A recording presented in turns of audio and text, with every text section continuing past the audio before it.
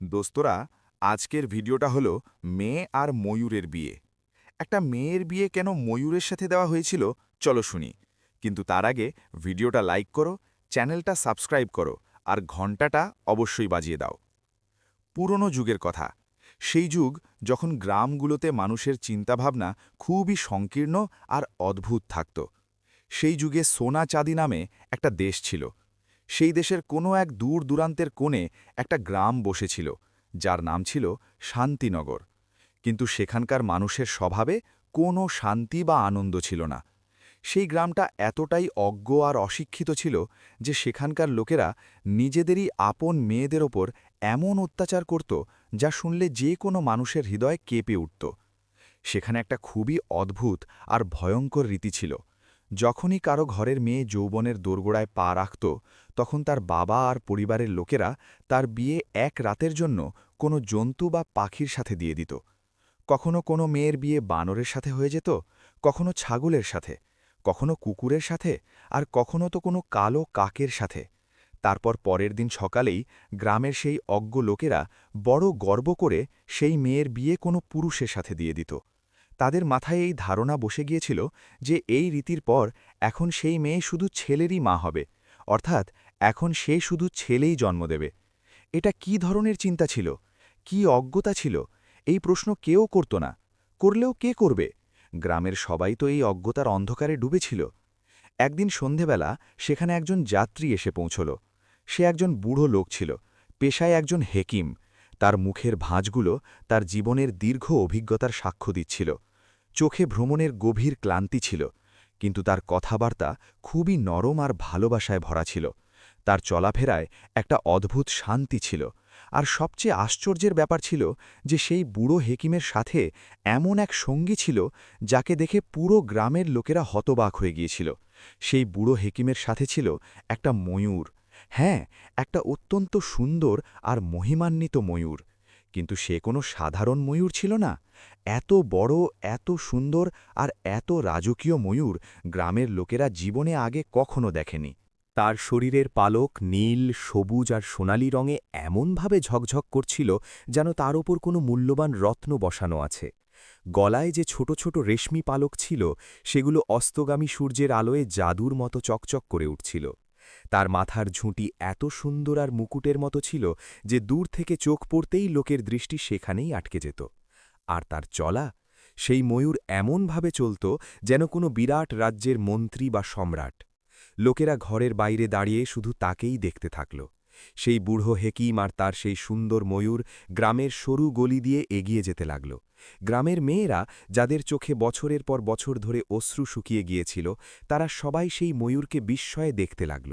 কারো ঠোঁট কাঁপতে লাগল, কারো চোখ ভিজে উঠল, কেউ কেউ দাঁড়িয়ে দাঁড়িয়ে কাঁদতে লাগল। সেই বুড়ো হেকিম, যিনি তাদের অশ্রু দেখেছিলেন, তিনিও অবাক হয়ে গেলেন। তিনি মনে মনে ভাবলেন, আরে, এরা আমার এই ময়ূরকে দেখে এত অবাক কেন? আর এই মেয়েরা কাঁদছে কেন? এই গ্রামে কি কখনো কেউ ময়ূর দেখেনি? কিন্তু তিনি এ বিষয়ে বেশি ভাবলেন না। তিনি মাথা নেড়ে ময়ূরকে বললেন, চলো বন্ধু, যাত্রা খুব লম্বা ছিল, এখন আমাদের কোথাও থেমে বিশ্রাম নিতে হবে। গ্রামের কিনারায় একটা খুব বড় আর প্রাচীন বটগাছ দাঁড়িয়েছিল। সেই গাছটা এত পুরনো ছিল যে তার শিকড় মাটি চিরে বাইরে বেরিয়ে এসেছিল। বুড়ো হেকিম সেই গাছের ঘন ছায়ার নিচে গিয়ে বসলেন। সেই মহিমান্বিত ময়ূরও পুরো গর্ব নিয়ে তার পাশেই বসল। সূর্য পুরোপুরি ডুবে যাওয়ার মতো অবস্থা, আকাশে হালকা লাল আভা ছড়িয়ে পড়েছিল। গ্রামের গলিগুলো এক অদ্ভুত নীরবতায় ডুবে গিয়েছিল, যেখানে হাওয়ার শোঁ শোঁ শব্দও কোনো গভীর ষড়যন্ত্রের মতো লাগছিল। হেকিম সাহেব গাছের নিচে বিশ্রাম নিতে লাগলেন। তার শরীর যাত্রার ক্লান্তিতে ভেঙে পড়ছিল। ঘামে ভেজা মুখে ঘামের ফোঁটা চকচক করছিল। চোখ দুটো হালকা ভারী হয়ে আসছিল। কিছুক্ষণ আরাম করে বসার পর তিনি তার ময়ূরের দিকে তাকালেন। হেকিম সাহেব ভালোবেসে তার গলায় হাত বুলিয়ে বললেন, আজকের দিনটা খুব লম্বা ছিল, যাত্রাও কম ছিল না। আর দেখো কি অদ্ভুত জায়গায় আমরা এসে পড়েছি। সকাল থেকে একটা দানাও খাইনি। চলো বাবা, চেষ্টা করি, হয়তো কারো মনে দয়া হবে আর আমাদের একটু খাবার দিয়ে দেবে। এত বলে হেকিম সাহেব উঠে দাঁড়ালেন। তার ক্লান্ত শরীর তবু হিম্মত জোগাড় করে চলতে লাগল। ময়ূরও কোনো শব্দ না করে তার পিছনে চলল। গ্রামের সরু গলি দিয়ে হেকিম সাহেব প্রথম ঘরের দরজায় পৌঁছালেন। দরজার কাঠের চৌকাঠে হাত রেখে খুব আস্তে আওয়াজ দিলেন, ভাই, কিছু খাবার পাওয়া যায়? আমরা যাত্রী, খুব খিদে পেয়েছে। ভিতর থেকে খট করে দরজা খুলল। একজন মহিলা বাইরে বেরিয়ে এলেন, কিন্তু তার হাতে না রুটি ছিল না পানির গ্লাস। তার দৃষ্টি সোজা সেই ময়ূরের উপর স্থির হয়ে গেল। সেই মহিলা ময়ূরকে এমনভাবে তাকিয়ে রইলেন যেন তার সামনে কোনো আশ্চর্য জিনিস এসে দাঁড়িয়েছে। তার ঠোঁট শুকিয়ে গিয়েছিল, চোখে এক অদ্ভুত ভয় আর আর্দ্রতা ছিল। সে শুধু ময়ূরকেই দেখতে থাকল। হেকিম সাহেব আবার নরম স্বরে বললেন, বোন, যদি ঘরে কিছু থাকে তো দাও, আমরা দুজনেই খুব খিদে পেয়েছি। কিন্তু মহিলা একটা কথাও বললেন না। তিনি পিছিয়ে গেলেন আর খটাক করে দরজা বন্ধ করে দিলেন। হেকিম সাহেব চিন্তিত হয়ে পড়লেন। তিনি ভাবলেন, হয়তো এই ঘরে খাবার নেই। তিনি পরের ঘরে গেলেন আর সেখানেও দরজায় টোকা দিলেন। সেখানেও ঠিক একই দৃশ্য। গলির প্রত্যেক দরজায় একই ঘটনা ঘটতে লাগল। হেকিম সাহেব যে ঘরের দরজায় পৌঁছাতেন, সেই ঘরের মহিলা বাইরে বেরিয়ে আসতেন। একবার হেকিম সাহেবের দিকে তাকাতেন, তারপর ময়ূরকে এমনভাবে দেখতেন যেন কোনো লুকানো রহস্য তার সামনে এসে পড়েছে। কিন্তু কেউ কিছু বলত না। এখন তো গ্রামের পুরো গলির দৃশ্যই বদলে গিয়েছিল।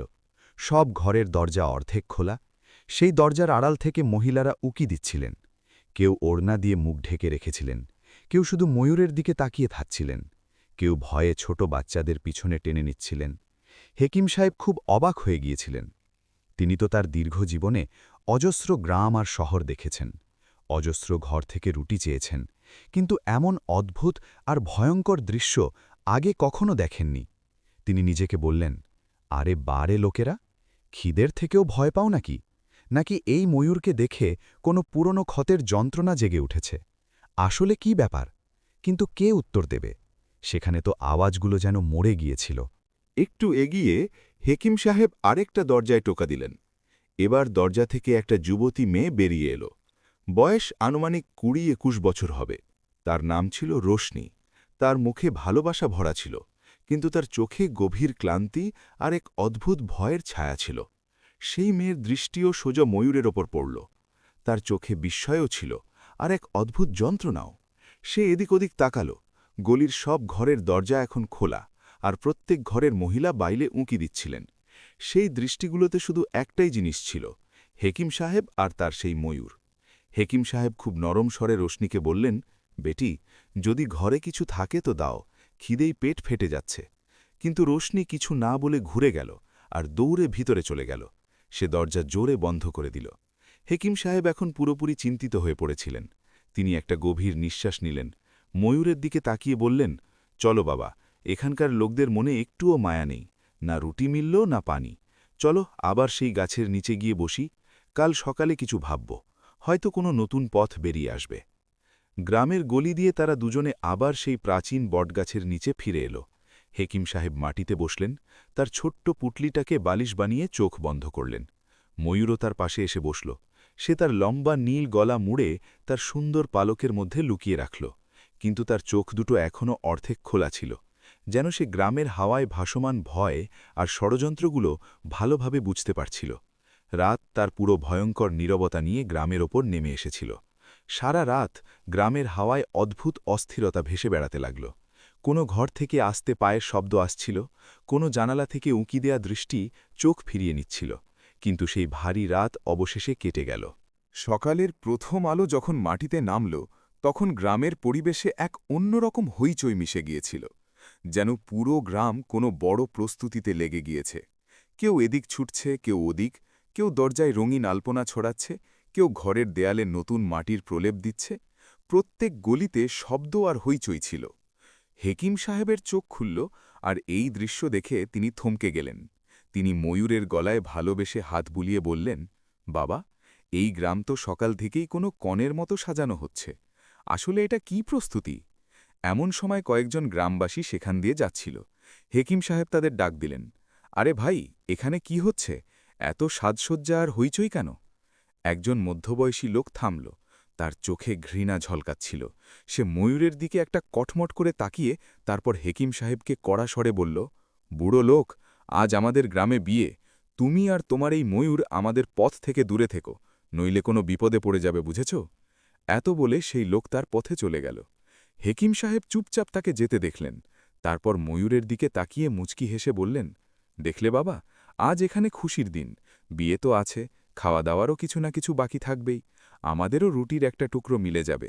চলো কিছুক্ষণ এখানেই থাকি। তারপর তিনি একটা ক্লান্ত নিঃশ্বাস ফেলে বললেন, তুমি চাইলে এই গ্রামে একটু ঘুরে আসতে পারো। দেখো তো এটা কি অদ্ভুত জায়গা। আমি এখানে বসে তোমার অপেক্ষা করছি। ময়ূর তার জায়গা থেকে উঠে দাঁড়াল। তার সুন্দর পালক সকালের তাজা রোদে আরও উজ্জ্বল হয়ে উঠেছিল।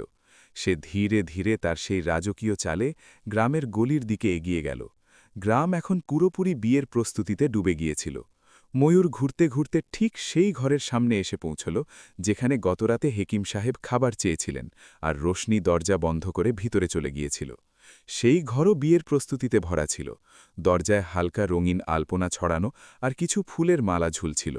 ময়ূর সেই ঘরের সামনে থামল আর গলা উঁচু করে একটা খুব অদ্ভুত আওয়াজ করল। সেই আওয়াজ কোনো সাধারণ পাখির ডাক ছিল না। তাতে যেন একটা কান্না ছিল, একটা যন্ত্রণা, যা সোজা হৃদয়ে গিয়ে লাগত। ঘরের ভিতর রোশনি ছিল, সেই মেয়ে যে গত রাতে ভয়ে চুপ করে গিয়েছিল। তার কানে যখন সেই আওয়াজ পড়ল, তখন সে আস্তে পায়ে বাইরে এলো। সে চারদিকে চোখ বুলিয়ে দেখল। গ্রামের মহিলারা নিজেদের প্রস্তুতিতে ব্যস্ত ছিল, কারও চোখ তার উপর পড়েনি। সে তাড়াতাড়ি ভিতর থেকে এক মুঠো দানা আর পানির একটা বাটি নিয়ে এলো। দরজার আড়াল থেকে লুকিয়ে সে সবটা ময়ূরের সামনে রেখে দিল। ময়ূর তার চঞ্চু দিয়ে দানা তুলে খেতে লাগল। রোশনি সেখানেই তার পাশে মাটিতে বসে পড়ল। তাকে দেখতে দেখতে হঠাৎ মেয়েটির চোখ থেকে অশ্রু ঝরে পড়ল। সে খুব আস্তে আর যন্ত্রণাময় স্বরে ময়ূরের সাথে কথা বলতে লাগল। গতরাতেও আমি তোমাকে খাবার দিতে পারতাম, কিন্তু আমি কি করব, সবাই দেখছিল। আমাদের গ্রামে এটা ঠিক মনে করা হয় না। আজ সুযোগ পেলাম তো দিয়ে দিলাম। তারপর সে কিছুক্ষণ থামল। তার নিঃশ্বাস ভারী হয়ে গিয়েছিল। সে কাঁদতে কাঁদতে বলল, জানো, আজ আমার বিয়ে। এই অজ্ঞ গ্রামের এই ভয়ঙ্কর রীতি আছে যে কোনো মেয়ের বিয়ে আগে কোনো জন্তু বা পাখির সাথে করানো হয়। কিছুক্ষণের মধ্যেই আমার চোখে কালো কাপড় বেঁধে দেবে, আর আমার সামনে অনেক জন্তু দাঁড় করিয়ে দেবে। যে জন্তুর ওপর আমার হাত পড়বে, আমার বিয়ে এক রাতের জন্য তার সাথে হয়ে যাবে। রোশনির গলা কাঁপতে লাগল। তার অশ্রু ময়ূরের সামনে মাটিতে পড়ছিল। যখন আমার জীবনে এই অত্যাচার হবেই লেখা আছে, তখন আমি চাই যেন অন্তত সেই জন্তু তুমি হও, কারণ তুমি এই গ্রামবাসী আর বাকি জন্তুদের থেকে অনেক ভালো। তোমার চোখে এক অদ্ভুত ভালোবাসা আছে, একটা বোঝাপড়া আছে। ময়ূর চুপচাপ তার দানা ছেড়ে তার কথা শুনতে লাগল। তার চোখের ঝকঝকে ভাব যেন আরও তীব্র হয়ে উঠল, যেন সে মেয়েটির প্রত্যেক যন্ত্রণাকে নিজের ভিতরে টেনে নিচ্ছিল। রোশনি তার অশ্রু মুছে ফেলল, উঠে দাঁড়াল আর বলল, এখন আমি ভিতরে যাচ্ছি। প্রস্তুতি শুরু হয়ে গেছে। তুমি এখানেই থেকো। যদি সব ঠিকঠাক থাকে, তাহলে হয়তো আজ আমার বিয়ে তোমার সাথেই হবে। এত বলে সে মেয়ে দরজার ভিতরে চলে গেল। ময়ূর কিছুক্ষণ সেখানে চুপচাপ দাঁড়িয়ে রইল। তারপর তার সেই মহিমান্বিত চালে ফিরে এসে হেকিম সাহেবের কাছে সেই প্রাচীন গাছের নিচে চলে এল। হেকিম সাহেব তাকে আসতে দেখেন। তার সুন্দর নীল পালকে জমা হালকা ধুলো নিজের হাতে ঝেড়ে দিলেন আর বললেন, ঘুরে এলে বাবা? চলো বসো, এখন দেখি এই গ্রাম আর এরই অজ্ঞরীতিগুলো। কিছুক্ষণের মধ্যে গ্রামের গলিতে সানাইয়ের সুর আর ঢোলকের তাল জোরে জোরে বাজতে লাগল। হাওয়ায় গাঁদা ফুলের গন্ধ ভেসে বেড়াচ্ছিল, কিন্তু সেই গন্ধের মধ্যে কোনো ষড়যন্ত্র আর অজ্ঞতার গন্ধও মিশেছিল। বুড়ো হেকিম আর তার সেই ময়ূর সেই প্রাচীন গাছের নিচে বসেছিলেন। তাদের চোখের সামনে দিয়ে গ্রামের লোকেরা এদিক ওদিক ছুটোছুটি করছিল। কারো হাতে মোটা দড়ি ছিল, কেউ নিজের জন্তুকে টেনে নিয়ে যাচ্ছিল, কেউ কালো ছাগলের গলায় ফুল পরিয়ে দিচ্ছিল, কেউ বানরের দড়ি ধরে তাকে জোর করে টানছিল। এমন সময় হেকিম সাহেবের কানে গ্রামবাসীদের জোরালো আওয়াজ পড়ল, চলো চলো, নিজেদের জন্তুগুলো মাঠের মাঝে নিয়ে চলো, সব জন্তুকে এক লাইনে জড়ো করো, কোণের সময় হয়ে গেছে, রীতি শুরু হবে। হেকিম সাহেব তার লাঠি তুললেন, তাকে মাটিতে ঠেকালেন। ময়ূরের গলায় হাত বুলিয়ে বললেন, চলো বাবা, চলো দেখি এটা কি রীতি আর কি বিয়ে। হেকিম সাহেব ময়ূরকে সাথে নিয়ে সেই বড় মাঠের দিকে এগোলেন, যেখানে গ্রামবাসীরা নিজেদের জন্তুগুলো জড়ো করছিল। পথে যে দৃশ্য দেখলেন তাতে বুড়ো হেকিমের চোখ ভিজে উঠল। কিছু লোক রোশনিকে জোর করে মাঠের দিকে নিয়ে আসছিল। তাকে টেনে মাঠের মাঝখানে দাঁড় করিয়ে দেওয়া হলো। সেখানে তার সামনে আগে থেকেই নানা রকম জন্তু এক লাইনে দাঁড়িয়েছিল। কোনো ছাগল মিয়াও করছিল, কোনো বানর লাফালাফি করছিল, কোনো কুকুর ঘেউ ঘেউ করছিল। সবাই মোটা দড়িতে বাঁধা ছিল। হেকিম সাহেব ভিড় ঠেলে একটু এগিয়ে গেলেন। তার হৃদয়ে খুব অস্থিরতা ছিল। তিনি সেই মেয়ের কান্নার যন্ত্রণা অনুভব করছিলেন। তাদের আর সহ্য হচ্ছিল না। তিনি গ্রামের সর্দারকে জিজ্ঞাসা করলেন, ভাই, এসব কি তামাশা চলছে? কেন এই সুন্দর মেয়েটার ওপর এমন অত্যাচার করা হচ্ছে? সর্দার ঘুরে হেকিমের দিকে তাকাল। তার চোখে ঘৃণার আগুন জ্বলছিল। সে গর্জন করে বলল, বুড়ো হেকিম, তুমি বারবার আমাদের মাঝে এসে কি দেখতে চাও? যদি নিজের প্রাণ বাঁচাতে চাও তো চুপচাপ এখান থেকে চলে যাও, নইলে আমার লোকেরা তোমাকে টেনে বাইরে ফেলে দেবে। গতকাল সন্ধ্যা থেকে দেখছি তুমি আর তোমার এই অদ্ভুত ময়ূর আমাদের গ্রামের আশেপাশে ঘুরছে। তোমার এখানে আসার আসল উদ্দেশ্য কি? হেকিম সাহেব একটা গভীর নিঃশ্বাস নিলেন। তিনি ভালোভাবেই জানতেন যে এই পাথর হৃদয় লোকদের সাথে তর্ক করা একদম বেকার। তবু তিনি খুব নরম স্বরে বললেন, ভাই, আমার কোনো খারাপ উদ্দেশ্য নেই।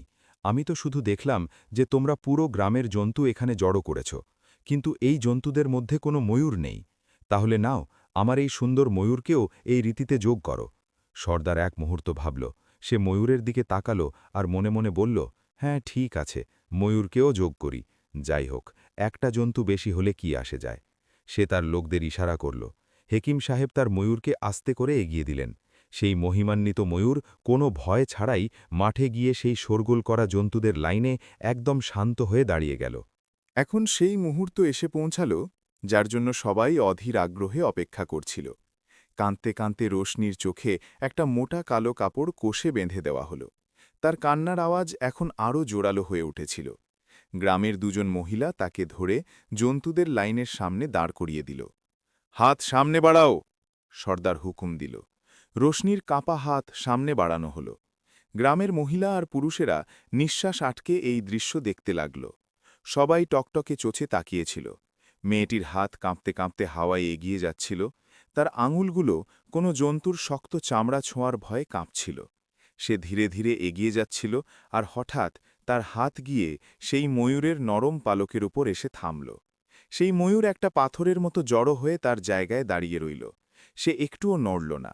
তার চোখ এখন এত তীব্রভাবে জ্বলছিল যেন সে পুরো গ্রামের এই অজ্ঞতা, এই ভিড়ের মুখগুলোকে তার চোখে বন্দি করে নিতে চাইছে। যেই রোশনির হাত ময়ূরের ওপর পড়ল, গ্রামবাসীরা জোরে জোরে ঢোলক বাজাতে শুরু করল। সানায়ের সুর একদম তীব্র হয়ে উঠল। মহিলারা তালি দিতে লাগল। গ্রামের সর্দার উঁচু গলায় ঘোষণা করল, রীতি সম্পূর্ণ হল।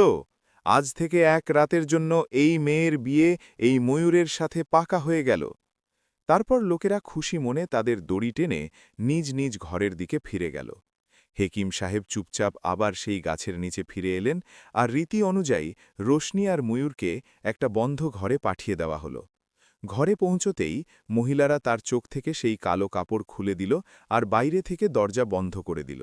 রোশনির সামনে কোনো ভয়ঙ্কর কুকুর বা হিংস্র বানর ছিল না। তার সামনে দাঁড়িয়েছিল সেই ময়ূর, সেই অদ্ভুত সুন্দর ময়ূর, যার চোখে মানুষের মতো ভালোবাসা আর বোঝাপড়ার ঝকঝকে ভাব ছিল। সে ধীরে ধীরে ভয়ে মিশ্রিত পায়ে ময়ূরের কাছে গেল। তার হৃদয় এখনও জোরে জোরে ধুকপুক করছিল, কিন্তু তার স্বরে খুব নরমতা ছিল। সে বলল, ময়ূর, আজকের রাত তুমি আমার স্বামী। বলো, আমি তোমার কি সেবা করতে পারি? রোশনি ঘরের কোণে রাখা একটা মটকার কাছ থেকে একটু দানা বের করে তার সামনে মাটিতে ছড়িয়ে দিল। তারপর পাশে পড়ে থাকা একটা পুরনো চাদর ঝেড়ে এক কোণে বিছিয়ে দিল, আর বলল, এসো ময়ূর, এখানে বিশ্রাম করো। শুধু আজকের রাত আমাকে কোনো ক্ষতি করো না। সকাল হলেই এসব শেষ হয়ে যাবে। এমন সময় ময়ূর হঠাৎ তার সুন্দর পালক ফড়ফড় করে নাড়ল। সে তার লম্বা গলা ঘুরিয়ে ঘরে রাখা একটা পুরনো টেবিলের দিকে এগোল। সেই টেবিলে কালি, কলম আর একটা পুরনো কাগজের টুকরো রাখা ছিল। রোশনি সেখানে মেঝেতে বসে বিস্ময়ে তাকে দেখতে লাগল। তার মনে প্রশ্ন জাগল, এই ময়ূর এখানে কি করতে যাচ্ছে? তখন এমন কিছু ঘটল যা বিশ্বাস করা তার পক্ষে সম্ভব ছিল না। ময়ূর তার শক্ত পায়ের নখ দিয়ে সেই কলম টেনে নিল। তার চঞ্চু দিয়ে কালিতে কলম ডুবিয়ে তারপর পায়ের নখ দিয়ে সেই কাগজে কিছু লিখতে লাগল। রোশনির চোখ ফেটে যাওয়ার মতো হয়ে গেল। ময়ূর সত্যি সত্যি কালি দিয়ে লিখে যাচ্ছিল, আর কিছুক্ষণ পর সে সেই কাগজ তার চঞ্চুতে চেপে রোশনির সামনে এনে রাখল। রোশনি কাপা ঠান্ডা হাতে সেই কাগজ তুলে নিল। যেই সে তাতে লেখা কথাগুলো পড়ল, তার পায়ের তলা থেকে মাটি সরে গেল। কাগজে খুব স্পষ্ট অক্ষরে লেখা ছিল, রোশনি, তুমি ভয় পেও না। এখন তুমি শুধু এক রাতের জন্য নয়, সারা জীবনের জন্য আমার স্ত্রী হতে পারো। বিশ্বাস করো, আমি তোমার খুব ভালো করে যত্ন নেব। আমি তোমাকে কখনো কোনো দুঃখ হতে দেব না। মেয়েটির হাত থেকে ঘাবড়ে যাওয়ায় সেই কাগজ পড়তে পড়তে বেঁচে গেল। সে ফেটে যাওয়া চোখে ময়ূরের দিকে তাকিয়েছিল আর ভাবছিল, এটা কি ব্যাপার? একটা ময়ূর কিভাবে মানুষের মতো চিন্তা করতে পারে? কিভাবে সে আমার হৃদয়ের ভয় বুঝে এভাবে লিখতে পারে? রাতভর এই ধারা চলতে লাগল। ময়ূর বারবার কলম তুলে তার জন্য কিছু না কিছু সান্ত্বনাময় কথা লিখতে থাকল। কখনো লিখত, আমি তোমার রক্ষা করব। কখনো লিখত, তুমি আমার থেকে একদম ভয় পেও না, আমি তোমার বন্ধু। রাত এভাবেই নীরবতা আর এক অজানা সম্পর্কের অনুভূতিতে কেটে গেল। রোশনি তার লেখা কথাগুলো পড়ত আর প্রত্যেকবার অবাক হতো। তার হৃদয়ে যে ভয়ের পাহাড় ছিল তা এখন ভেঙে গিয়েছিল, আর তার জায়গায় এক অদ্ভুত শান্তি এসে বসেছিল। রাত অবশেষে কেটে গেল। সূর্যের প্রথম আলো যখন গ্রামের কাঁচা গলিতে নামতে লাগল, তখন সেই গ্রাম, যে সবসময় অজ্ঞতার চাদর ওড়াত, আজ সে আরও বেশি অস্থির আর চঞ্চল মনে হচ্ছিল। গ্রামের প্রত্যেক ঘর থেকে লোকেরা বেরিয়ে সেই ঘরের বাইরে জড়ো হতে লাগল, যেখানে গতকাল সেই সুন্দর মেয়ে রোশনির বিয়ে সেই ময়ূরের সাথে হয়েছিল। বুড়ো হেকিম সাহেবও লাঠি ঠেকাতে ঠেকাতে সেই ভিড়ের মধ্যে পৌঁছে গেলেন। তার মুখ এখনও গতকালের ক্লান্তিতে ম্লান ছিল, কিন্তু তার চোখে এক গভীর নীরবতা আর অপেক্ষা ছিল। তিনি লাঠি ঠিক করে ভিড় দেখতে লাগলেন আর মনে মনে ভাবতে লাগলেন, কত অদ্ভুত আর ভয়ঙ্কর এই গ্রাম। এখন সেই মুহূর্ত এসে পৌঁছেছে যার জন্য গ্রামবাসীরা অধৈর্য হয়ে অপেক্ষা করছিল। দরজার খিল খুলল। সবাই নিঃশ্বাস আটকে ফেলল। সেই মেয়ে রোশনি তার সেই লাল জোড়া পরে বাইরে এলো, আর তার সাথে সাথে চলছিল তার স্বামী, সেই ময়ূর। রোশনির মুখ রাতভর জেগে থাকার কারণে একটু ম্লান ছিল, কিন্তু তার চোখে এখন সেই ভয় আর অসহায়তা একদম ছিল না যা গতরাতে দেখা যাচ্ছিল। এখন তার চোখে অন্য কিছু ছিল, এক অদ্ভুত শান্তি, এক হিম্মত। গ্রামের সর্দার ভিড় ঠেলে এগিয়ে এলো। তার স্বর সবসময়ের মতো গর্জনময় আর কঠিন ছিল। ভালো, তো এখন রাতের রীতি শেষ হল। এখন সময় এসেছে যে তোর আসল বিয়ে কোনো মানুষের সাথে করানো হবে। এই জন্তুর খেলা এখন শেষ। দেখ রোশনি, এখানে লাইনে কত যুবক দাঁড়িয়ে আছে। এদের মধ্যে যাকে চাস বেছে নে। গ্রামের যুবকেরা তৎক্ষণাৎ বুক ফুলিয়ে দাঁড়িয়ে গেল। কিন্তু রোশনি একটা লম্বা নিঃশ্বাস নিল। সে সেই যুবকদের দিকে তাকালই না। তার দৃষ্টি সোজা তার ময়ূরের উপর স্থির হয়ে গেল। তারপর সে ভিড়ের দিকে তাকিয়ে কথা বলতে শুরু করল। তার স্বরে এক গভীর স্থিরতা ছিল, কিন্তু লহজে সেই অনুভূতি ছিল যা যে কোনো মানুষকে অবাক করে দিতে পারে। না, রোশনি স্পষ্ট কথায় বলল, আমি তোমাদের মধ্যে কারো সাথে বিয়ে করব না। আমার বিয়ে যদি এখন কারো সাথে থাকবে, তো সারা জীবন এই ময়ূরের সাথেই থাকবে। আমি এই বিয়েকে কখনো ভাঙতে চাই না। এই কথা শুনে যেন গ্রামের পুরো ভিড় স্তব্ধ হয়ে গেল। তারপর হঠাৎ সর্দারের রাগ আগ্নেয়গিরির মতো ভেটে পড়ল। এটা কি বাজে কথা? সর্দার চিৎকার করে উঠল। এ কি ধরনের পাগলামির কথা বলছিস তুই? এটা একটা পাখি, একটা ময়ূর। তোর স্বামী কিভাবে হতে পারে? তোর কি মাথা খারাপ হয়ে গেছে, নাকি এই বুড়ো হেকিম তোর উপর কোনো জাদু করেছে? সর্দার ঘুরে হেকিম সাহেবের দিকে জোরে চিৎকার করল।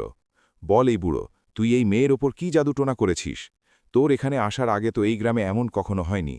তুই আর তোর এই ময়ূর আমাদের গ্রামের রীতি নষ্ট করতে এসেছিস। কি উদ্দেশ্যে এসেছিস তুই? হেকিম সাহেব একটা গভীর নিঃশ্বাস নিলেন। তাদের চোখে এই অজ্ঞ লোকদের জন্য শুধু যন্ত্রণা ঝলকাচ্ছিল, কিন্তু তিনি একদম চুপ রইলেন। তিনি কোনো উত্তর দিলেন না। রোশনি এক পা এগিয়ে এলো আর সর্দারের চোখে চোখ রেখে বলল, আমি এসব নিজের ইচ্ছায় আর পুরো সচেতন অবস্থায় বলছি। এতে হেকিম সাহেবের কোনো হাত নেই, কোনো জাদুরও নেই। গ্রামের ভিড় রাগে বিরক্ত হয়ে গজগজ করতে লাগল। চারদিক থেকে আওয়াজ আসতে লাগল। কোনো মহিলা বলল, এই মেয়ে তো পুরোপুরি পাগল হয়ে গেছে। কোনো পুরুষ চিৎকার করল, এ তো আমাদের পুরো গ্রামের সম্মান মাটিতে মিশিয়ে দিয়েছে। কেউ গর্জন করে বলল, এই বুড়ো হেকিমকে ধাক্কা মেরে এখান থেকে বের করে দাও। এর জন্যই এত ফ্যাসাদ হয়েছে। গ্রামের সর্দার তার রাগ নিয়ন্ত্রণ করে তার রায় ঘোষণা করল। ঠিক আছে, যদি তুই এই জন্তু, এই ময়ূরের সাথেই তোর জীবন নষ্ট করতে চাস, তো কর। কিন্তু তাহলে তুই আর আমাদের এই গ্রামে থাকতে পারবি না। এক্ষুনি এখান থেকে বেরিয়ে যা, আর এই বুড়ো হেকিমকেও সাথে নিয়ে যা। আমাদের গ্রামে তোদের জন্য এখন আর কোনো জায়গা নেই। গ্রামের কিছু লোক রাগে এগিয়ে এলো। তারা রোশনি আর ময়ূরকে ধাক্কা মেরে গ্রামের সীমানার বাইরে বের করে দিল। হেকিম সাহেবও চুপচাপ তার পুটলি আর লাঠি তুলে তাদের সাথে চললেন। সেই তিনজন, বুড়ো হেকিম, মেয়ে রোশনি আর সেই রাজকীয় ময়ূর, গ্রামের গলি দিয়ে বেরিয়ে বাইরের কাঁচা আর নির্জন পথে চলতে লাগল। তাদের পিছনে গ্রামের ভারী ভিড় কিছুদূর পর্যন্ত দাঁড়িয়ে ঘৃণার চোখে তাদের দেখতে থাকল। তারপর ধীরে ধীরে গ্রামের গলিতে নীরবতা ফিরে এলো। সেই ৩ জন নতুন পথে চলছিলেন। কাঁচা পথে চলার জন্য ধুলো উড়ছিল। গরম হাওয়ার ঝাপটা যেন তাদের ক্লান্তি আর অস্থিরতা বাড়িয়ে দিচ্ছিল। সেই মেয়ে, যাকে তার আপনজন আর গ্রামবাসীরা এক অদ্ভুত ডোরে বেঁধে বের করে দিয়েছিল, বারবার তার লাল আঁচল দিয়ে কপালের ঘাম মুছছিল। কিছুদূর এভাবে চুপচাপ চলার পর রোশনির দৃষ্টি সেই ময়ূরের ওপর পড়ল, যে তার সাথে সাথে একটা ছায়ার মতো চলছিল। রোশনি আর তার নীরবতা সহ্য করতে পারল না। সে হেকিম সাহেবের দিকে তাকিয়ে খুব আস্তে আর সংকোচ মিশ্রিত স্বরে জিজ্ঞাসা করল, বাবা, যদি খারাপ না মনে করেন তো একটা কথা জিজ্ঞাসা করি। এই ময়ূর আসলে কে? এ তো সাধারণ পাখির মতো নয়। রাতে এটা কাগজে মানুষের মতো লিখে আমার সাথে কথা বলেছে। আপনি কি এর সম্পর্কে কোনো রহস্য জানেন? হেকিম সাহেব চলতে চলতে হঠাৎ থেমে গেলেন। তিনি পাশেই দাঁড়ানো একটা ঘন গাছের ছায়া নিলেন। লাঠিটা মাটিতে ঠেকিয়ে সোজা হলেন। রুমাল দিয়ে ঘাম মুছে একটা খুব গভীর নিঃশ্বাস নিয়ে বললেন, বেটি, তুমি একদম ঠিক ধরেছ। শোনো, এটা কোনো সাধারণ ময়ূর নয়। এর পিছনে একটা খুব বড় আর গভীর গল্প লুকিয়ে আছে। হেকিম সাহেব গল্প বলতে লাগলেন, বেটি, আমি সুলতান দিলদার খাঁয়ের আলিশান প্রাসাদের বিশেষ হেকিম। আমাদের সুলতানের বন্যজন্তু শিকার করার খুব শখ ছিল। একদিন সুলতান দিলদার খাঁ তার কয়েকজন সৈন্য নিয়ে একটা খুব ঘন জঙ্গলে শিকার করতে বেরিয়েছিলেন। শিকার করতে করতে তিনি তার দল থেকে অনেক এগিয়ে চলে গিয়েছিলেন আর ঘন গাছের মাঝে ক্লান্ত হয়ে পড়েছিলেন। ঠিক সেই ঝোপের পিছনে থেকে একটা খুব হিংস্র আর ক্ষুধার্ত নেকড়ে আস্তে পায়ে কোনো শব্দ না করে সুলতানের দিকে এগোচ্ছিল। সেই হিংস্র জন্তু শুধু এই অপেক্ষায় ছিল যে কখন সুযোগ মিলবে আর সে সুলতানের গলায় ঝাঁপিয়ে তাকে শিকার বানাবে। ঠিক সেই সময় সেই ঘন জঙ্গলে এই ময়ূরও কাছাকাছি ছিল। যেই সেই হিংস্র নেকড়ে হাওয়ায় লাফ দিয়ে সুলতানের ওপর ঝাঁপাতে যাচ্ছিল, তখন হঠাৎ এই ময়ূর খুব দ্রুত গতিতে লাফ দিল। এটা তার ধারালো চঞ্চু আর তীক্ষ্ণ নখ দিয়ে নেকড়ের চোখে এত জোরে আঘাত করল যে নেকড়ের একটা চোখ ফেটে গেল। নেকড়ে যন্ত্রণায় ভয়ঙ্কর চিৎকার করে পিছনে পড়ে গেল। নেকড়ের চিৎকার শুনে সুলতানের চোখ হঠাৎ খুলে গেল। তিনি তৎক্ষণাৎ পিছনে ফিরে দেখলেন। অবস্থা বুঝে সুলতান পলক ফেলতেই তার তলোয়ার তুলে এক ঝটকায় সেই হিংস্র নেকড়ের কাজ শেষ করে দিলেন। যখন সুলতান পিছনে ফিরে এই ময়ূরকে দেখলেন, তখন তার চোখে বিস্ময় আর ভালোবাসার ঝকঝকে ভাব এসে গেল। সুলতান অনুভব করলেন যে এই পাখি তার প্রাণ বাঁচানোর চেষ্টা করেছে। তিনি এই ময়ূরকে হাতে তুলে নিলেন, ভালোবেসে তার মাথার ঝুঁটিতে হাত বুলিয়ে দিলেন। আর যখন সুলতান তার শিকার শেষ করে প্রাসাদে ফিরলেন, তখন এই ময়ূরকেও সাথে নিয়ে এলেন। কিন্তু বেটি, প্রাসাদে আসার পর এই ময়ূর খুব অদ্ভুত অদ্ভুত আচরণ করতে লাগল। হেকিম সাহেব একটু থামলেন। তিনি ময়ূরের দিকে তাকালেন, যে খুব মনোযোগ দিয়ে নিজের গল্প শুনছিল। তারপর আবার বলতে লাগলেন, প্রাসাদে এই ময়ূর সাধারণ পাখিদের মতো দানা খাওয়া বা গাছে বসার বদলে সুলতান আর সম্রাটদের মতো থাকতে লাগল। সুলতানের দরবারে যে বিশেষ আসন থাকত, এটা সেখানে গিয়ে বসত। সুলতান যেখানে বসতেন, এই ময়ূরও ঠিক তার পাশে বসার জেদ করত। যখন সুলতানের জন্য খাবারের দস্তরখান পাতা হতো, তখন এটা নিজের চুঞ্চ দিয়ে নিজের জন্য আলাদা থালায় জায়গা করে নিত। আর সবচেয়ে আশ্চর্যের ব্যাপার ছিল যে এই ময়ূর তার চুঞ্চু আর পায়ের নখ দিয়ে একদম মানুষের মতো কাগজে লিখতে পারত। সুলতান প্রথমে তার এই অদ্ভুত আচরণ দেখে হেসেছিলেন আর একে একটা আশ্চর্য জিনিস মনে করে খুশি হয়েছিলেন। কিন্তু ধীরে ধীরে যখন এসব রোজ হতে লাগল, তখন সুলতান ভিতরে ভিতরে চিন্তিত হয়ে পড়লেন। অবশেষে সুলতান একদিন আমাকে ডেকে বললেন, হেকিম সাহেব, আপনি এই ময়ূরকে নিয়ে এখান থেকে অনেক দূরে কোনো দূর দূরান্তের জায়গায় চলে যান। এটাকে সাথে নিয়ে যাত্রায় বেরিয়ে পড়ুন। হয়তো দেশে দেশে ঘুরতে ঘুরতে কোথাও এমন কেউ মিলবে যে এই ময়ূরের রহস্য জানে বা এর কোনো সমাধান বের করে। সুলতানের হুকুম মেনে আমি এই ময়ূরকে নিয়ে এক লম্বা যাত্রায় বেরিয়ে পড়লাম। অনেক বস্তি, অনেক শহর পার করে আমরা তোমাদের সেই অজ্ঞ গ্রাম শান্তিনগরে এসে পৌঁছালাম। সেখানে আমি নিজের চোখে অজ্ঞতার সেই লজ্জাজনক দৃশ্য দেখলাম যে মানুষের বিয়ে জন্তু আর পাখির সাথে হচ্ছে। আর তারপর দেখো বেটি, তোমার বিয়ে এই ময়ূরের সাথে হয়ে গেল। আর তুমি জানি না কি ভেবে তোমার হৃদয়ে এই অজ্ঞ গ্রামের বিরুদ্ধে বিদ্রোহ করলে আর এই বিয়েকে ভাঙতে সাফ ইনকার করে দিলে। এখন বেটি, আমার যাত্রার কাজ শেষ হয়ে গেছে। এখন আমরা ফিরে যাব সুলতান দিলদার খানের সেই প্রাসাদে।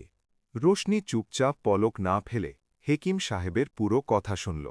তার হৃদয়ে এখন প্রশ্নের এক বিশাল সমুদ্র ঢেউ তুলছিল। প্রায় 2 দিন আর 2 রাতের খুব লম্বা আর ক্লান্তিকর যাত্রা শেষ করে সেই 3 জন, বুড়ো হেকিম, সেই সুন্দর মেয়ে রোশনি আর সেই রাজকীয় ময়ূর ক্লান্ত হয়ে সুলতান দিলদার খানের আলিশান প্রাসাদের বড় দরজায় পৌঁছে গেল। দরজায় দাঁড়ানো সৈন্যরা হেকিম সাহেবকে তৎক্ষণাৎ চিনে ফেলল আর ভিতরে সুলতানকে খবর পাঠাল। কিছুক্ষণের মধ্যে সুলতান দিলদার খান নিজে হেঁটে প্রাসাদের বড় দালানে এসে দাঁড়ালেন। সুলতান প্রথমে সেই মেয়ের ওপর গভীর দৃষ্টি দিলেন, যে এখনও ধুলোয় ভরা তার সেই লাল বিয়ের জোড়া পড়েছিল। তারপর তার দৃষ্টি সেই ময়ূরের ওপর পড়ল, যে সেখানে বুক ফুলিয়ে দাঁড়িয়েছিল। আর শেষে সুলতানের চোখ বুড়ো হেকিম সাহেবের ওপর এসে থামল। সুলতানের ভারী আর রাজকীয় স্বর প্রাসাদের দেয়ালে ধাক্কা খেয়ে গুঞ্জরিত হয়ে উঠল। হেকিম সাহেব, এটা কি ব্যাপার? এতদিন পর ফিরলে, আর এই অচেনা মেয়েটিকে? আমাদের পুরো সত্যটা বিস্তারিত বলো। হেকিম সাহেব আদাব করলেন, আর তারপর ধীরে ধীরে শুরু থেকে শেষ পর্যন্ত সব কিছু বলে দিলেন। কিভাবে তিনি শান্তিনগর গ্রামে পৌঁছেছিলেন, সেখানকার ভয়ঙ্কর অজ্ঞতা, সেই অদ্ভুত আর ভয়ঙ্কর রীতি, আর এই দুজনের বিয়ে হওয়া। সুলতান দিলদার খান খুব মনোযোগ দিয়ে এসব শুনলেন।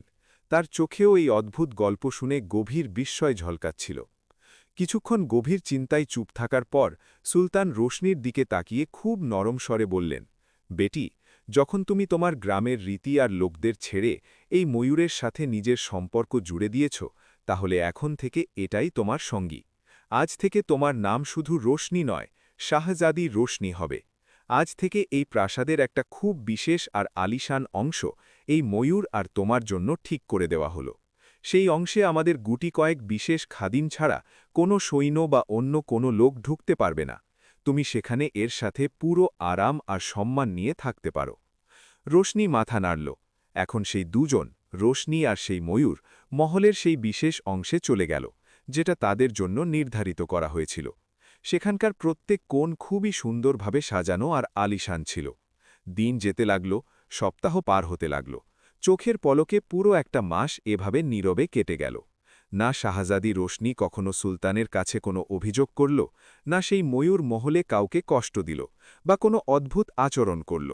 সবকিছু যেন একটা গভীর শান্তি আর স্থিরতার মধ্যে এসে থমকে গিয়েছিল। কিন্তু বলা হয় না যে মানুষের হৃদয় লুকানো সব রহস্য জানার জন্য সব সময় অস্থির থাকে। সুলতান দিলদার খানের হৃদয়েও প্রশ্নের ঝড় কখনো শান্ত হয়নি। এক রাতে যখন পুরো মহল গভীর ঘুমে ডুবে গিয়েছিল আর হাওয়া একদম নিস্তব্ধ ছিল, তখন সুলতানের চোখ থেকে ঘুম অনেক দূরে উড়ে গিয়েছিল। তার হৃদয়ে এক অদ্ভুত অস্থিরতা জেগে উঠছিল। তিনি বিছানা থেকে উঠলেন আর নিজের মনে বড় বড় করে বলতে লাগলেন, আখির এই ঘটনার গভীরতায় আমাকে পৌঁছতেই হবে। এমন কি কারণ যে সেই সুন্দর যুবতী মেয়ে একটা পাখির সাথে থাকা সত্ত্বেও এখনও একবারও কোনো অভিযোগ করতে আসেনি? এই ময়ূর আসলে কে? এটা কোনো সাধারণ পাখি তো হতেই পারে না। তিনি খুব আস্তে আস্তে পায়ে পায়ে সে বিশেষ অংশের দিকে এগোলেন, যেখানে ময়ূর আর শাহজাদি রোশনি থাকত। রাতের সেই নিস্তব্ধতায় সুলতান তাদের ঘরের বন্ধ দরজার কাছে গিয়ে লুকিয়ে দাঁড়ালেন। হঠাৎ সুলতানের কানে ঘরের ভেতর থেকে কথার আওয়াজ এলো। সুলতান নিজের নিঃশ্বাস আটকে ফেললেন। সেখানে দুজন মানুষের কথা বলার আওয়াজ আসছিল। একটা আওয়াজ তো সেই মেয়ে রোশনির ছিল, যে খুব ভালোবাসা আর নরম স্বরে কথা বলছিল, কিন্তু দ্বিতীয় আওয়াজটা ছিল এক যুবকের, খুব সুন্দর আর মধুর স্বরের।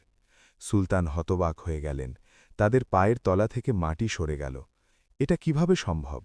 ভেতরে তো শুধু সেই মেয়ে আর একটা ময়ূর থাকার কথা।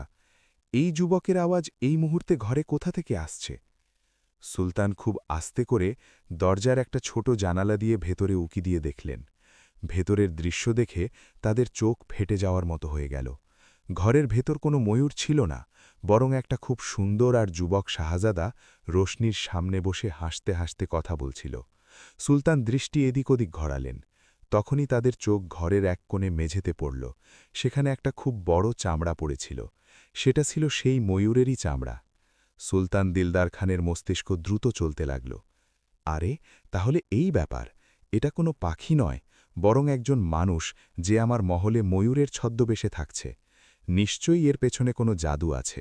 যদি আমি এই ময়ূরের চামড়াটা পুড়িয়ে ফেলি, তাহলে সে আর কখনো ময়ূর হতে পারবে না, আর চিরকাল মানুষ হয়েই থাকতে হবে। আর মেয়েটাও খুশি থাকবে। সুলতান কোণে পড়ে থাকা সেই ভারী ময়ূরের চামড়া তৎক্ষণাৎ তুলে নিলেন আর বাইরে চলে এলেন। মহলের বড় উঠোনের মাঝখানে সুলতান তাড়াতাড়ি কাঠ জড়ো করলেন, একটা বড় আগুন জ্বালালেন, আর যেই আগুন জ্বলে উঠল সুলতান সেই পুরো ময়ূরের চামড়া জ্বলন্ত আগুনে ফেলে দিলেন। চামড়া জ্বলতে শুরু করতেই এক অদ্ভুত নীল রঙের ধোঁয়ার লেলিহান শিখা আকাশের দিকে উঠতে লাগল। সেই জাদুকরী চামড়া দ্রুত পুড়তে লাগল, আর তার পোড়ার এক অদ্ভুত গন্ধ হাওয়ায় ছড়িয়ে পড়তে লাগল। আর ঠিক সেই মুহূর্তে ঘরের ভেতরে সেই যুবক, যার নাম সুলতান খান ছিল এবং যে শাহজাদি রোশনির সামনে তার আসল রূপে বসেছিল, হঠাৎ যন্ত্রণায় ভয়ঙ্কর চিৎকার করে উঠল। আহ আহ এটা কি হচ্ছে? আমার শরীরে প্রচণ্ড জ্বালা করছে, যেন কেউ আমাকে জ্যান্ত পুড়িয়ে মারছে। সুলতান খান নিজের শরীর চেপে ধরে মেঝেতে ছটখট করতে লাগল। রোশনি ভয়ানকভাবে ঘাবড়ে গেল। সুলতান খান, তোমার কি হয়েছে? তুমি এভাবে ছটফট করছো কেন? কিন্তু সুলতান খানের কাছে উত্তর দেবার শক্তি ছিল না। সে আগুনের জ্বালায় পাগল হয়ে গিয়েছিল। ছটফট করতে করতে সে ঘর থেকে বাইরে বেরিয়ে এলো। সে এতটাই যন্ত্রণায় ছিল যে কিছু দেখতে বা শুনতে পাচ্ছিল না। দৌড়তে দৌড়তে সে মহলের দালানে পৌঁছে গেল। সেখান থেকে সোজা বাইরের দিকে ছুটল, আর মহলের উঁচু দেয়াল টপকে রাতের সেই ভয়ঙ্কর আর অন্ধকার জঙ্গলের দিকে দৌড়ে চলে গেল। রোশনি কাঁদতে কাঁদতে পাগলের মতো তার পিছনে ছুটল। থামো আমার সুলতান খান, থামো, তুমি কোথায় যাচ্ছ? আমাকে ছেড়ে চলে যাচ্ছ? কিন্তু সেই শাহজাদা ততক্ষণে যন্ত্রণায় চিৎকার করতে করতে জঙ্গলের গভীর অন্ধকারে অনেক দূরে চলে গিয়েছিল। রোশনি কাঁদতে কাঁদতে যখন মহলের উঠোনে ফিরে এলো, তখন দেখল সুলতান দিলদার খান আগুনের পাশে দাঁড়িয়ে আছেন, আর সেই আগুনের শিখায় ময়ূরের চামড়া পুরোপুরি পুড়ে ছাই হয়ে যাচ্ছে। রোশনি একটা হৃদয় বিদারক চিৎকার করে মাটিতে লুটিয়ে পড়ল। না, না, আপনি এটা কি করলেন সুলতান সালামত? আপনি আমার স্বামীর প্রাণ নিয়ে নিলেন। সে দৌড়ে গিয়ে খালি হাতে আগুন নেভানোর চেষ্টা করল, কিন্তু এখন অনেক দেরি হয়ে গিয়েছিল। সেই চামড়া পুড়ে পুরোপুরি ছাই হয়ে গিয়েছিল। রোশনি সেখানেই ছাইয়ের কাছে বসে ফুপিয়ে ফুপিয়ে কাঁদতে লাগল। সুলতান দিলদার খানও এই ভয়ঙ্কর দৃশ্য দেখে হতভম্ব হয়ে দাঁড়িয়ে রইলেন। তাদের নিজের খুব বড় ভুলের অনুভূতি হচ্ছিল। তিনি জিজ্ঞাসা করলেন, বেটি, এসব কি ছিল? আমি তো শুধু একটা চামড়া পুড়িয়েছি, তোমার ভালোর জন্যই। রোশনি কাঁদতে কাঁদতে কাপা স্বরে সুলতানকে পুরো সত্যিটা বলে দিল। সুলতান সালামত, সে কোনো সাধারণ মানুষ ছিল না, সে ছিল সুলতান খান, একটা খুব বড় সালতানাতের শাহজাদা। সে কোনো ভয়ঙ্কর জাদুর কারণে ময়ূর হয়ে গিয়েছিল। সে শুধু আমার সামনে বন্ধ ঘরে তার আসল মানুষের রূপে আসতে পারত, কারণ আমি তার স্ত্রী। বাকি পুরো দুনিয়ার সামনে তাকে ময়ূর হয়েই থাকতে হতো। আপনি যে চামড়া পুড়িয়ে দিয়েছেন, সেটা শুধু চামড়া নয়, সেটা ছিল তার শরীর। এখন সে আগুনে পুড়ে কোন অজানো ভয়ঙ্কর অবস্থায় আছে। কোথায় সেই অন্ধকার জঙ্গলে যন্ত্রণায় ছটফট করতে করতে ঘুরে বেড়াচ্ছে। এই সত্য শুনে সুলতান দিলদার খানও মাথা চেপে ধরে সেখানেই মাটিতে বসে পড়লেন। আমার থেকে খুব বড় ভুল হয়ে গেছে বেটি। রাতের অন্ধকার ধীরে ধীরে কেটে যেতে লাগল। সকালের হালকা রোদ মহলের দেয়ালে ছড়িয়ে পড়ল, কিন্তু সেই মহলের পরিবেশে দুঃখের একটা খুব গভীর চাদর টাঙানো ছিল। রোশনির অশ্রু থামার নাম নিচ্ছিল না। সে তখনই সুলতানের দিকে তাকিয়ে বলল, সুলতান সালামত, আমি তাকে এভাবে ছটফট করতে ফেলে রাখতে পারি না। যতক্ষণ আমার শরীরে শেষ নিঃশ্বাস থাকবে, আমি আমার সুলতান খানকে খুঁজে বের করে আনব। সুলতান দিলদার খান তাকে থামাতে চাইলেন, কিন্তু রোশনির চোখের জিদের সামনে তিনি কিছু বলতে পারলেন না। সুলতান দিলদার খান গভীর নিঃশ্বাস নিলেন। তাদের বুঝতে পারলেন যে এই মেয়েকে আর থামানো তাদের হাতে নেই। তিনি মাথা নাড়লেন। ঠিক আছে বেটি, যাও, যদি তোমার এটাই ইচ্ছা হয়। দিন যেতে লাগল আর রাতগুলো কেটে যেতে লাগল। রোশনি জঙ্গল, উঁচু পাহাড় আর গভীর নদীর ধারে ধারে ঘুরে বেড়াতে লাগল। সূর্যের আগুনের মতো তাপ, কালো মেঘ থেকে ঝরে পড়া প্রচণ্ড বৃষ্টির ফোঁটা আর রাতের কাঁপুনি ধরানো ঠান্ডা হাওয়া সবকিছু তার নরম মুখে গভীর দাগ ফেলতে লাগল। তার যে ফর্সা আর উজ্জ্বল রং ছিল, সেটা এখন অবিরাম যাত্রার কারণে মাঝারি আর শ্যামলা হয়ে গিয়েছিল। গাল দুটো ভেঙে গিয়েছিল, চুল সব সময় এলোমেলো থাকত। তার চোখে ক্লান্তির এমন গভীরতা ছিল যেন সে বছরের পর বছর ঘুমায়নি। অনেকদিন এভাবে পাগলের মতো ঘুরে বেড়ানো কেটে গেল। এক সন্ধ্যায় সে খুব ক্লান্ত হয়ে পড়েছিল। সে একটা খুব ঘন জঙ্গলে একটা পুরনো গাছের শিকড়ের কাছে বসে পড়ল। জঙ্গলের নীরবতায় পাতার শোঁ শোঁ আপ ঝিঁঝি পোকার ভয়ঙ্কর আওয়াজের মাঝে হঠাৎ তার চোখ পাশের একটা ডালে পড়ল। সেখানে একটা তোতা আর একটা ততি বসেছিল। জঙ্গলের নিস্তব্ধতায় তাদের কথা খুব স্পষ্ট শোনা যাচ্ছিল। রোশনি নিজের নিঃশ্বাস আটকে তাদের মনোযোগ দিয়ে শুনতে লাগল। তোতা তার ততিকে খুব আস্তে আস্তে আর দুঃখময় স্বরে বলছিল, তুমি জানো, এখান থেকে অনেক দূরে ফারগানা নামে একটা দেশ আছে। সেখানকার শাহজাদা সুলতান খান খুব অসুস্থ হয়ে পড়েছে। তার শরীরের অর্ধেক অংশ কোনো ভয়ঙ্কর আগুনে পুড়ে গেছে। বেচারা একটা শান্ত নিঃশ্বাসও নিতে পারছে না। দিনরাত শুধু যন্ত্রণায় চিৎকার করছে। সে সেই শাহজাদা যে কোনো কারণে ময়ূর হয়ে গিয়েছিল। এখন সে আবার মানুষের রূপ পেয়েছে, কিন্তু যন্ত্রণায় বিছানায় ছটফট করছে। ততি অবাক হয়ে তোতাকে জিজ্ঞাসা করল, আরে বাপরে, এটা তো খুব খারাপ হয়েছে। তাহলে কি দুনিয়ায় সেই বেচারা শাহজাদার কোনো চিকিৎসা নেই? ফারগানা দেশের বাদশাহ কি কোনো হাকিম ডাকেননি? তোতা বলল, বাদশাহ তো দুনিয়ার সব বড় বড় হাকিম ডেকে এনেছেন, কিন্তু সবাই হার মেনেছে। কারও ওষুধ কাজ করছে না। কিন্তু চিকিৎসা আছে, শুধু একটা চিকিৎসা আছে। রোশনির কান যেন খাড়া হয়ে গেল। তার হৃদয় এত জোরে ধুকপুক করতে লাগল যে নিজের ধুকধুক শব্দই কানে আসছিল। তোতা আরও বলতে লাগল, এই জঙ্গলেই যেখানে আমরা বসে আছি তার একদম উত্তর দিকে একটা বিশেষ জড়িবুটি জন্মায়। তার পাতা হালকা সবুজ রঙের হয় আর তাতে একটা খুব মিষ্টি গন্ধ বেরোয়। যদি কোনো মানুষ প্রাণের ঝুঁকি নিয়ে সেই জড়িবুটি নিয়ে আসে, তাকে পিষে লেপ বানায় আর সেই শাহজাদার পোড়া শরীরে টানা ৩০ দিন লাগিয়ে রাখে, তাহলে সে পুরোপুরি সুস্থ হয়ে যেতে পারে। এটা শুনতেই রোশনির শরীরে যেন বিদ্যুৎ খেলে গেল। এ তো আমার সুলতান খানের কথাই বলছে।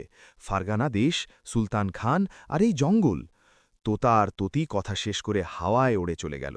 রোশনি তার জায়গা থেকে তৎক্ষণাৎ উঠে দাঁড়াল আর এক মুহূর্তও নষ্ট না করে সেই ঘন জঙ্গলের উত্তর দিকে সেই বিশেষ জড়িবুটির খুঁজে ছুটতে লাগল।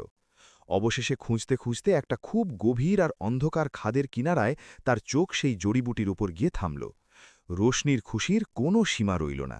সে নিজের প্রাণের পরোয়া না করে খাদের কিনারা থেকে সেই জড়িবুটি শিকড়সহ তুলে নিল। তাকে খুব যত্ন করে আঁচলে জড়িয়ে নিল আর একটা খুব লম্বা শান্তির নিঃশ্বাস নিল। এখন তার গন্তব্য সোজা ফারগানা দেশের দিকে, যেখানে তার শাহজাদা সুলতান খান ছিল। সে তার ক্লান্ত ঘোড়াকে আবার তাড়া দিল আর ধুলো উড়িয়ে দিন রাত এক করে তার প্রিয়তমের খোঁজে আবার যাত্রা শুরু করল। ২ দিন আর ২ রাতের অবিরাম আর ক্লান্তিকর যাত্রার পর সে অবশেষে ফারগানা দেশের সীমান্তে পৌঁছে গেল। তার অবস্থা দেখার মতো ছিল। চোখে ধুলো আর মাটি ভরা, মুখে অবিরাম যাত্রার ভয়ঙ্কর ক্লান্তি, আর কাপড় অনেক জায়গায় ছিঁড়ে গিয়ে ময়লায় ভেজা। রোশনি ফারগানা দেশের বাদশাহের আলিশান মহলের বড় দরজায় পৌঁছল। দরজায় এক সৈনিক কড়া স্বরে বলল, থামো মেয়ে, তুমি কে? আর এই অবস্থায় মহলে ঢুকতে চাও কেন? রোশনি ভয় না পেয়ে খুব দৃঢ় স্বরে বলল, আমাকে তৎক্ষণাৎ বাদশাহ সালামতের সাথে দেখা করতে হবে। আমি একজন হাকিম আর শাহজাদের চিকিৎসা করতে এসেছি। সৈনিক তাকে বাদশাহর দরবারে নিয়ে গেল। রোশনি বলল, বাদশাহ সালামত, আমাকে একটা সুযোগ দিন। আমি শাহজাদা সুলতান খানের পুরোপুরি চিকিৎসা করতে পারি। বাদশাহ তখন থেকে দৃষ্টি তুলে সেই ক্লান্ত আর মাটিতে মাখা মেয়ের দিকে তাকালেন। বাদশাহর মুখ তার ছেলের অসুস্থতার কারণে খুব ম্লান ছিল। তিনি জিজ্ঞাসা করলেন, তুমি কে বেটি, আর এত বড় বড় কথা বলছ? তুমি জানো আমার ছেলের অবস্থা কি? রোশনি তার অশ্রু গলায় আটকে রেখে খুব নরম স্বরে বলল, বাদশাহ সালামাত, আমি দূরের জঙ্গলে শুনেছি যে শাহজাদা খুব অসুস্থ আর তার শরীর আগুনে পুড়ে গেছে। আমি সেই চিকিৎসা করতে অনেক দূর থেকে এসেছি। আমার কাছে একটা বিশেষ জড়িবুটি আছে। বাদশাহ বললেন, ঠিক আছে মেয়ে, তুমি চেষ্টা করে দেখো, কিন্তু মনে রেখো, যদি শাহজাদার কোনো কষ্ট হয় তাহলে তোমাকে ক্ষমা করা হবে না। রোশনি বলল, বাদশাহ সালামাত, আমার শুধু ৩০ দিন সময় চাই। এই ৩০ দিনে শাহজাদা পুরোপুরি সুস্থ হয়ে নিজের পায়ে দাঁড়াবে। এটা আমার আপনার কাছে প্রতিশ্রুতি। রোশনিকে তৎক্ষণাৎ শাহজাদা সুলতান খানের ঘরে নিয়ে যাওয়া হল। সামনে একটা বড় বিছানায় সুলতান খান অচেতন হয়ে পড়েছিল। রোশনি তৎক্ষণাৎ কাজ শুরু করল। সে পাথরের একটা বড় সিল আনালো আর নিজের হাতে সেই বিশেষ জড়িবুটি পিষতে লাগল। পিষতে পিষতে সে একটা খুব নরম লেপ তৈরি করল।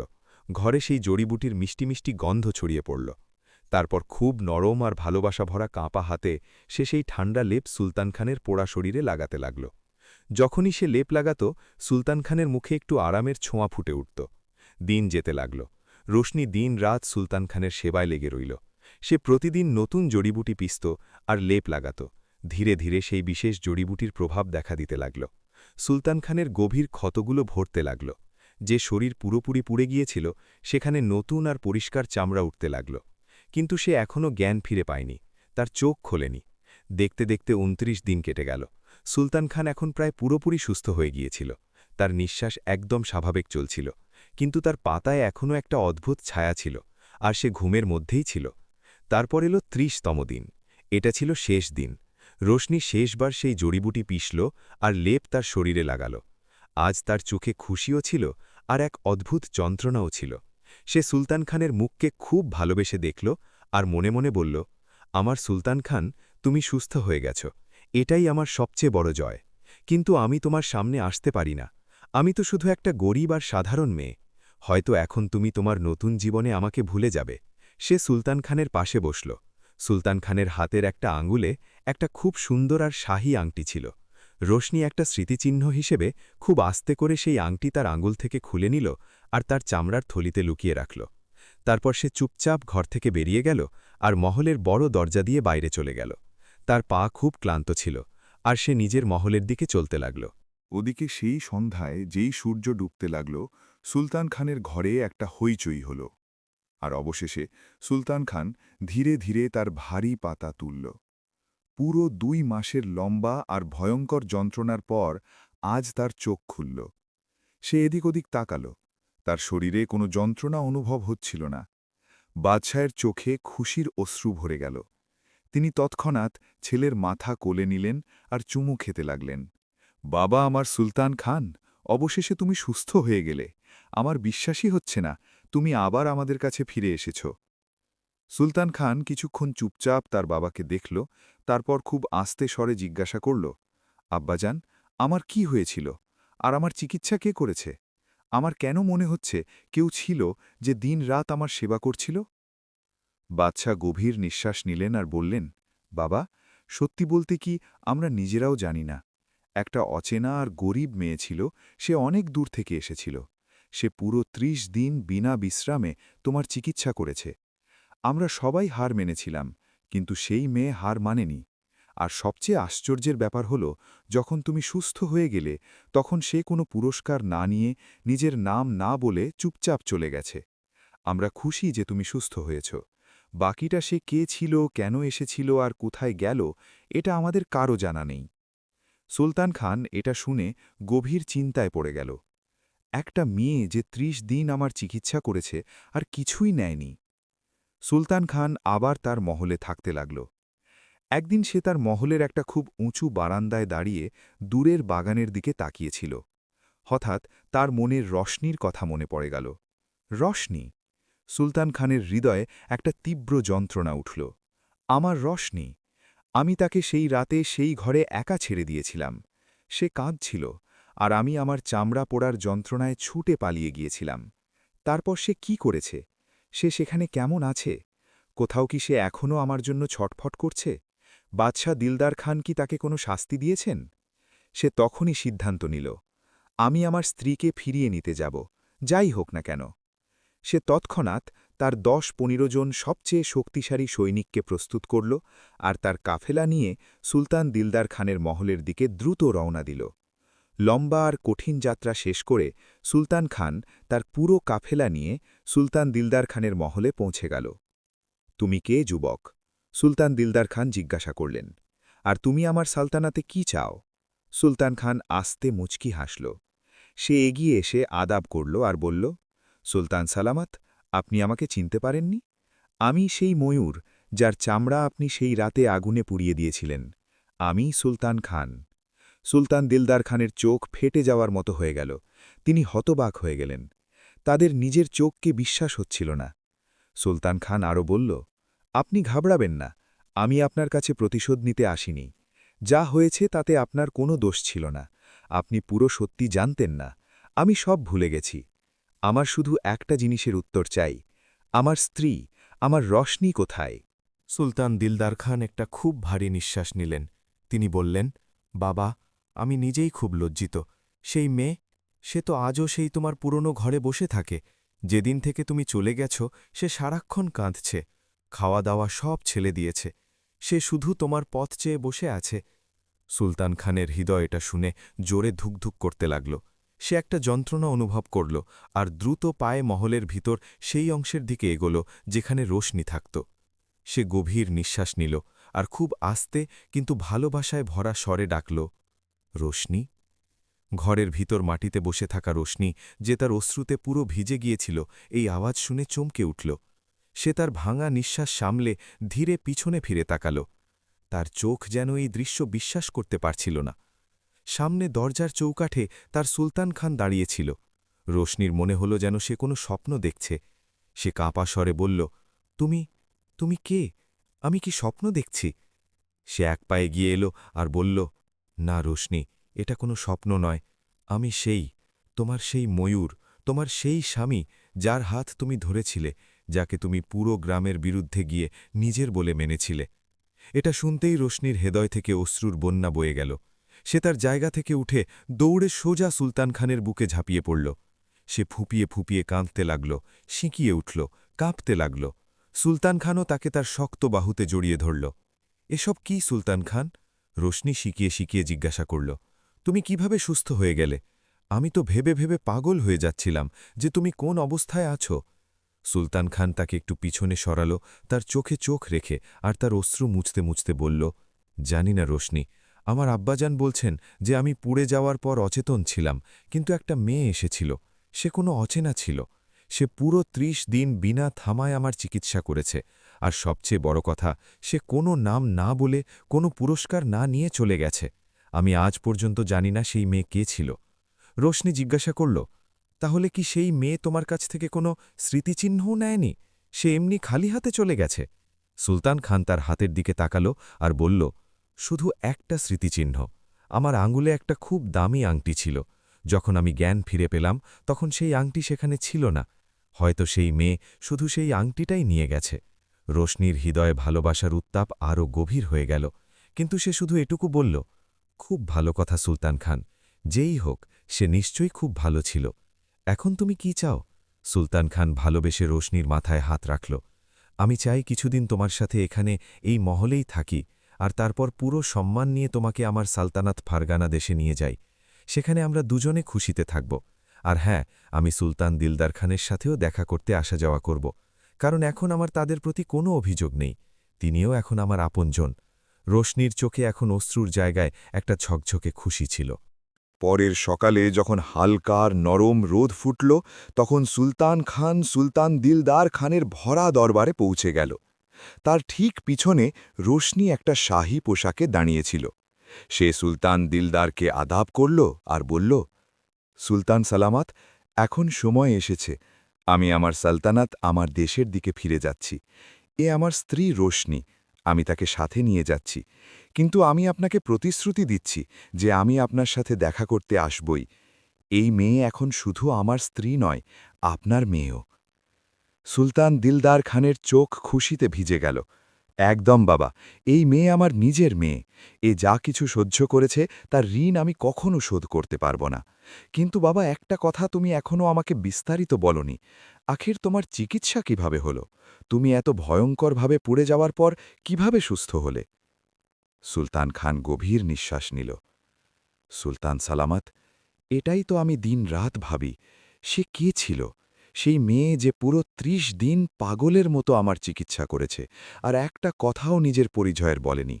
না কোনো ধন নিয়েছে, না কোনো পুরস্কার, শুধু চুপচাপ এসেছে আর হাওয়ার ঝাপটার মতো চলে গেছে। হয়তো শুধু আমার আঙুল থেকে আমার সেই বিশেষ আংটিটা খুলে নিয়েছে, এছাড়া আর কিছু না। এত বলতেই পিছনে দাঁড়ানো রোশনি খুব আস্তে করে তার কোমরে বাঁধা সেই পুরনো চামড়ার থলি খুলল। দরবারের সবার দৃষ্টি তার উপর স্থির হয়ে গেল। রোশনি তার কাঁপা হাত থলির ভিতর ঢুকিয়ে একটা আংটি বের করল। সেই আংটি আলোয় চকচক করে উঠল।